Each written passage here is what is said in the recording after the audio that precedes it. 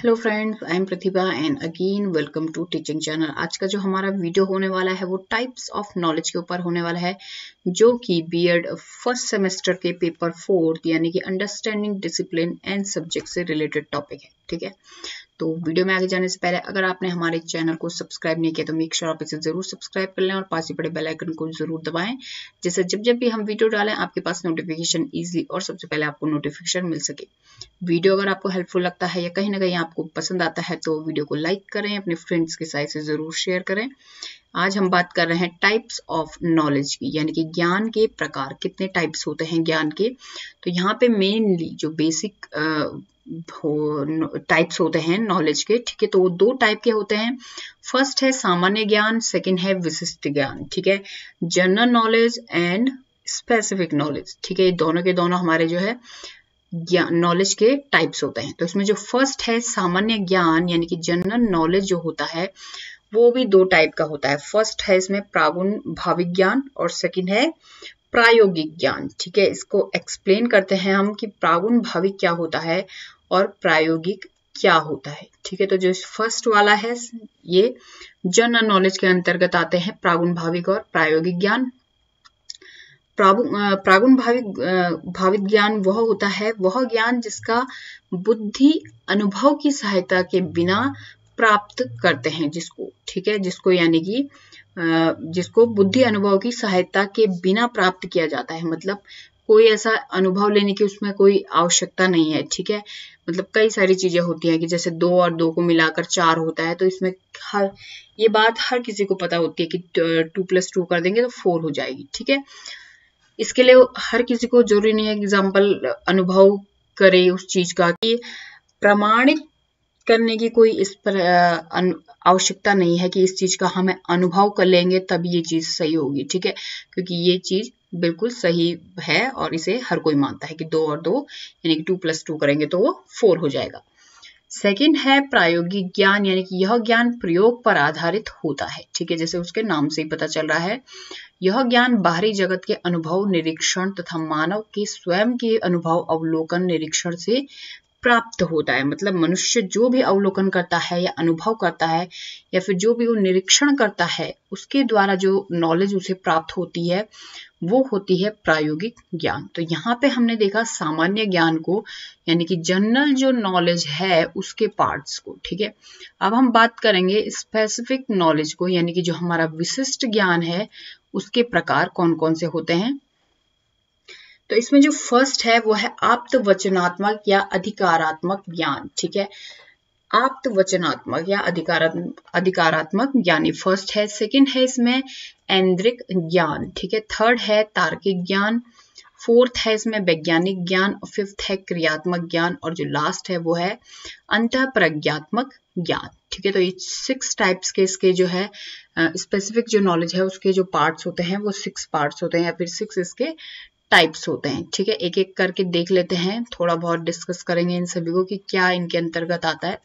First जो है, first type का जो इसका है स्पेसिफिक नॉलेज का, आप्त वचनात्मक या अधिकारात्मक ज्ञान, यानी कि इसमें जो आप्त शब्द है उसी का अर्थ है विश्वसनीय या प्रमाणित। मतलब ऐसा नॉलेज जिस पर पूरी तरीके से विश्वास किया जाएगा या फिर जो प्रमाणित है।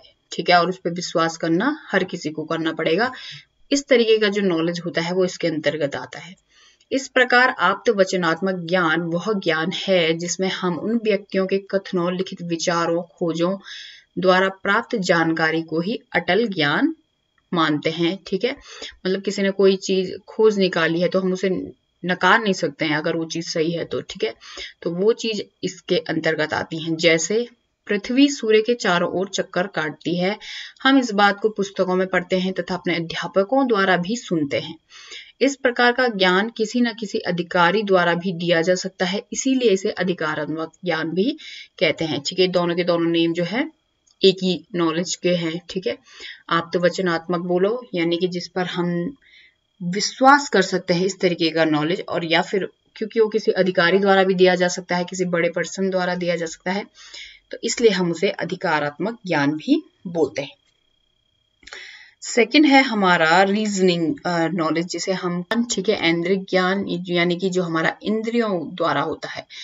इंद्रियां ज्ञान का द्वार होती है। इस प्रकार के ज्ञान को व्यक्ति इंद्रियों की संवेदनाओं से प्राप्त करता है। यह ज्ञान अनुभवों, निरीक्षणों, अवलोकनों पर आधारित होता है। मानव की 5 इंद्रियां आंख, नाक, कान, त्वचा, जीभ को इंद्रियानुभव कहते हैं। मतलब कोई भी ऐसी इंफॉर्मेशन जो हम अपनी इंद्रियों के माध्यम से लेते हैं या फिर इंद्रियों से हम अनुभव करते हैं, निरीक्षण करके चाहे अवलोकन करके, इस तरीके का जो नॉलेज होता है वो होता है हमारा ऐन्द्रिक ज्ञान। ठीक है, तो ये है हमारा इसमें हमने देखा आप्तवचनात्मक और ऐन्द्रिक ज्ञान को। ठीक है, थर्ड जो है वो है हमारा तार्किक ज्ञान। ठीक है, तर्क ज्ञान का स्रोत है। तर्क में बुद्धि का सहारा लिया जाता है तथा इस क्रिया से ज्ञान प्राप्त होता है। बुद्धि का कार्य कल्पना, सोचना, विचार करना, ठीक है, ये सब कुछ कार्य है बुद्धि का। तर्क मानसिक तथा बौद्धिक प्रक्रिया है। ज्ञान प्राप्ति के लिए तर्क के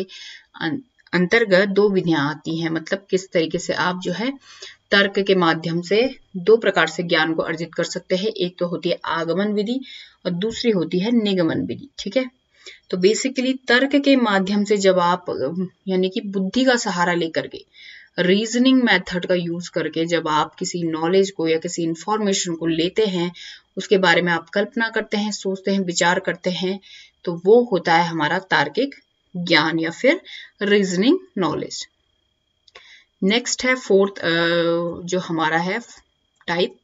ठीक है, ये थर्ड था, ये फोर्थ वाला टाइप है वैज्ञानिक ज्ञान।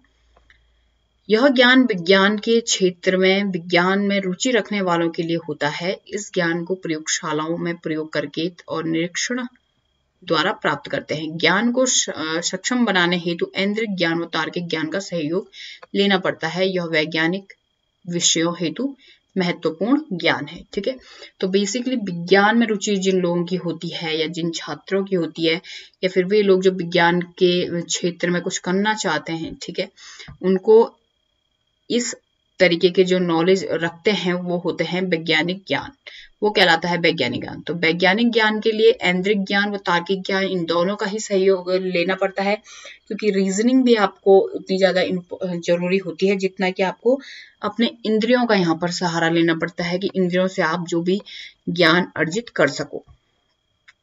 तो ये जो है विषय, ये वैज्ञानिक विषयों हेतु महत्वपूर्ण ज्ञान है। ठीक है, मतलब ऐसे लोगों के लिए बहुत इंपॉर्टेंट है जो इस क्षेत्र में रुचि रखते हैं। फिफ्थ है हमारा क्रियात्मक ज्ञान। ठीक है, फिफ्थ है क्रियात्मक ज्ञान। यह जॉन डेवी के प्रयोजनवाद पर आधारित है। इसके अनुसार विचार और विश्वास जीवन के उपकरण हैं। ये व्यक्ति की इच्छाओं की संतुष्टि के साधन है। ये कार्य की योजनाओं में सहायक हैं। ये जो क्रियात्मक ज्ञान है यानी कि प्रैग्मेटिक नॉलेज होता है ये। ठीक है, जॉन डेवी ने भी इसमें जो है अपने विचार दिए हुए हैं इसी नॉलेज के अंतर्गत क्रियात्मक ज्ञान के अनुसार। ठीक है, उनके अनुसार है कि जॉन डेवी के प्रयोजनवाद पर भी ये आधारित है। यहाँ पे हमने लिखा है कि यह जॉन डेवी के प्रयोजनवाद पर आधारित है। ठीक है, व्यक्ति की इच्छाओं की संतुष्टि के लिए जो है इस तरीके का नॉलेज आवश्यक है जिसे वो करके सीखे। क्रियात्मक ज्ञान वह ज्ञान होता है जो व्यक्ति के अनुभव, प्रयोग, परीक्षण के आधार पर होता है। ठीक है, मतलब उसने अनुभव किया, प्रयोग किया, किसी भी चीज का परीक्षण किया, क्रिया करके, मतलब कुछ भी कार्य कर करके जब उसने वो चीज सीखी है, और यह ज्ञान लाभदायक व उपयोगी भी होता है सबसे ज्यादा। ठीक है, क्योंकि ये करके सीखा जा रहा है या करके इसके बारे में इंफॉर्मेशन प्राप्त हो रही है। लास्ट पॉइंट है इसमें 6th पॉइंट, अंतःप्रज्ञात्मक ज्ञान। ठीक है, इसके नाम से पता चल रहा है जैसे अंतःप्रज्ञात्मक ज्ञान 5 इंद्रियों के अनुभव से परे ज्ञान है। इसलिए इस अनुभव को मनुष्य की छठी इंद्रिय भी बोला जाता है। ठीक है, 5 तो हमें पता ही होती है, लेकिन जो अंतःप्रज्ञात्मक ज्ञान है उसे मनुष्य की छठी इंद्रिय भी कहा जाता है। इसको भाषा के माध्यम से अभिव्यक्त करने में कठिनाई आती है। ठीक है, इस प्रकार के जो ज्ञान, इसका अर्थ क्या होता है, मतलब अंतःप्रज्ञा का अर्थ क्या है, जैसे उचित अनुचित का आपको पता चल जाएगा, शुभ अशुभ का पता चल जाएगा, या फिर क्या चीज सही है क्या चीज गलत है उस चीज का पता चल जाएगा। अर्थात किसी बात का पूर्वाभ्यास अंतः प्रज्ञात्मक ज्ञान होता है। ठीक है, मतलब हम देखते हैं अपने वास्तविक जीवन में भी हम ऐसा देखते हैं कि कई जो लोग होते हैं उनको पता चल जाता है कि भविष्य में, मतलब वो पहले ही बोलने लग जाते हैं कि आज का दिन सही है या आज का दिन खराब है। ठीक है, कुछ इस तरीके से वो पूर्वाभास वो लगाने लग जाते हैं।